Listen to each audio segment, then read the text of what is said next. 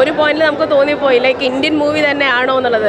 തീപ്പൊരി പടം എന്ന് പറയാം, അത്രയും പൊളിയായിരുന്നു. ഞാൻ ഷസാമിന്റെ റിവ്യൂ കണ്ടിട്ടാണ് വന്നത്, പക്ഷേ അടിപൊളിയായിരുന്നു. ആര് പറഞ്ഞു ആദിപുരുഷാണ് ഏറ്റവും വേസ്റ്റ്. എൻ്റെ പൊന്നോ, പ്രവാസന മുഖമൊക്കെ കിടിലമായിട്ടിരിക്കുന്നു. സെക്കൻഡ് ഹാഫ് സാറിന്റെ അഴിഞ്ഞാട്ടമാണ് പടം മൊത്തം. ഫ്യൂച്ചർ ഹിസ്റ്ററി ആയിട്ടുള്ള മൂവിയാണ്.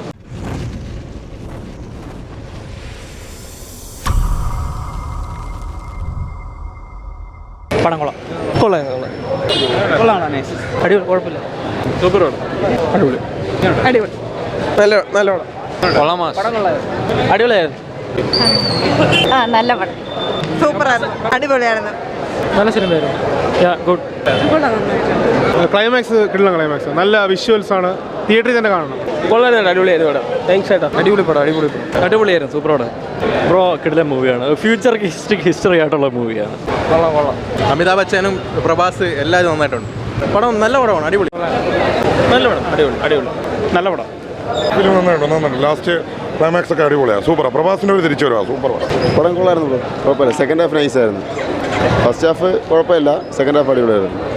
നല്ലതായിരുന്നു. VFX ഒക്കെ നന്നായിട്ട് കൊള്ളായിരുന്നു. ഒരു പോയിന്റിൽ നമുക്ക് തോന്നിപ്പോയി ലൈക്ക് ഇന്ത്യൻ മൂവി തന്നെയാണോ എന്നുള്ളത്.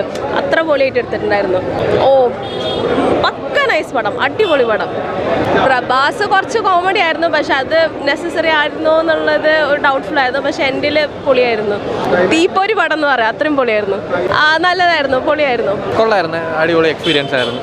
സെക്കൻഡ് ഹാഫിലെ മേക്കിങ്ങും ഒരു സ്റ്റോറിയൊക്കെ പോകുന്ന രീതിയും മേക്കിംഗ് ഒക്കെ അടിപൊളിയായിരുന്നു. ഭയങ്കര ഒരു എക്സ്പീരിയൻസ് തന്നെയാണ്. VFXും എല്ലാം നല്ലതായിരുന്നു. എല്ലാം നമ്മൾ സ്റ്റാർ വാർസും ഡ്യൂണൊക്കെ കണ്ട ഒരു എക്സ്പീരിയൻസ് ആയിരുന്നു ഉള്ളത്. സോ നല്ലതായിരുന്നു. വിഷ്വൽ എഫക്ട്സ് ഒക്കെ ഭയങ്കര ടോപ്പ് നോച്ച് ആയിട്ട് ചെയ്തിട്ടുണ്ട്. പിന്നെ എടുത്തു പറയേണ്ട കാസ്റ്റ് തന്നെയാണ്. പ്രതീക്ഷിക്കാത്ത 2-3 കാസ്റ്റ് ക്യാമിയോ ഉണ്ട്. അതല്ല സെക്കൻഡ് ഹാഫ് അടിപൊളിയായിട്ട് ചെയ്തിട്ടുണ്ട്. കിടിലൻ പടം. പ്രഭാസിൻ്റെ കംബാക്ക്. ആര് പറഞ്ഞു ആദിപുരുഷാണ് ഏറ്റവും വേസ്റ്റ്. ഇതാണ് ഏറ്റവും നല്ല പ്രഭാസിൻ്റെ പടം ബാഹുബലിക്ക് ശേഷം. പിന്നെ സാലാർ കൊള്ളായിരുന്നു. ഇതിനുശേഷം കിടിലൻ പടം. നെഗറ്റീവ് ഒന്നും പറയില്ലേ പടത്തിനെ കുറിച്ച്. കിടിലൻ പടമാണ്.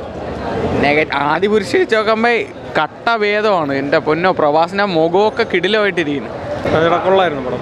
എന്താ പറയാൻ, കുറച്ച് ഫസ്റ്റ് ഹാഫ് കുറച്ച് ലെങ്ത് ഉണ്ട്. അത് ക്യാരക്ടർ ബിൽഡിങ്ങും വേൾഡ് ബിൽഡിങ് കാര്യങ്ങളൊക്കെ ഇട്ട് കുറച്ച് ലെങ്ത് ഉണ്ട്. സെക്കൻഡ് ഹാഫ് വന്നിട്ട് നല്ല എൻഗേജിങ് ആണ്. ക്ലൈമാക്സ് പോർഷനും മേക്കിംഗ് ഒക്കെ ഭയങ്കര ഗ്രാൻഡ് ആയിട്ടുണ്ട്. എന്ന് പറഞ്ഞാൽ സ്റ്റോറി ഇപ്പോൾ നമുക്ക് ആ പുരാണം കുറച്ചുകൂടി അറിയാമെന്നുള്ളവർക്ക് പെട്ടെന്ന് കണക്റ്റ് ആവും. അവർക്ക് കുറച്ചുകൂടി നന്നായിട്ട് എൻജോയ് ചെയ്യാൻ പറ്റും. പിന്നെ മേക്കിംഗ് ഒക്കെ ഭയങ്കര ഗ്രാൻഡായിട്ട് തന്നെ ഉണ്ടായിട്ടുണ്ട്. പിന്നെ ക്ലൈമാക്സും അടിപൊളിയായിരുന്നു. അതുപോലെ കൊള്ളാം. പ്രഭാസിന് ഒരു കംബാക്ക് പോലെ തന്നെ നമുക്ക് കാണാൻ പറ്റും. അടിപൊളിയായിരുന്നു. ഞാൻ ഷസാമിന്റെ റിവ്യൂ കണ്ടിട്ടാണ് വന്നത്, പക്ഷേ അടിപൊളിയായിരുന്നു. നല്ല മൂവിയായിരുന്നു. പ്രഭാസൊക്കെ ഉണ്ടായിരുന്നു, നല്ല അടിപൊളിയായിരുന്നു. പിന്നെ നല്ല ട്വിസ്റ്റൊക്കെ ഉണ്ട് ലാസ്റ്റ്. അത് പോയി കാണുന്നതാണ് നല്ലത്. വേറെ സ്പോയിലറൊക്കെ അറിയുന്നതിന് മുന്നേ നേരിട്ട് പോയി കാണുന്നത് തന്നെയാണ് നല്ലത്. നല്ല അടിപൊളി മൂവി, മസ്റ്റ് വാച്ച് വേണ്ടിയിട്ട്. ഇതുവരെ കണ്ടതിൽ വെച്ച് one of the best film എന്നാണ് പറയുന്നത് ഇന്ത്യൻ സിനിമയിൽ വെച്ച് നോക്കുമ്പോൾ. വിഷ്വൽ ട്രീറ്റ് ആണ്, സിനിമാറ്റിക് വെച്ച് നോക്കുമ്പോൾ ഭയങ്കര കിടിലം പടം. ഇത് നമ്മൾ തിയേറ്ററിൽ തന്നെ കണ്ടു. OTT കണ്ടിട്ടൊന്നും ഒരു കാര്യമില്ല. നമ്മൾ ആ ഫീലൊന്നും നമുക്ക് കിട്ടത്തില്ല. പ്രഭാസ് എനിക്ക് തോന്നുന്നു ബാഹുബലിക്ക് ശേഷം തിരിച്ചു വന്ന പടം വേണമെന്ന് നമുക്ക് പറയാം. കാരണം പ്രഭാസിനെക്കാട്ടും ഷോ സ്റ്റീൽ ചെയ്തത് അമിതാഭ് ബച്ചൻ സാറാണ്. സാർ വേറെ ലെവലായിരുന്നു. സെക്കൻഡ് ഹാഫ് സാറിൻ്റെ അഴിഞ്ഞാട്ടമാണ് പടം മൊത്തം.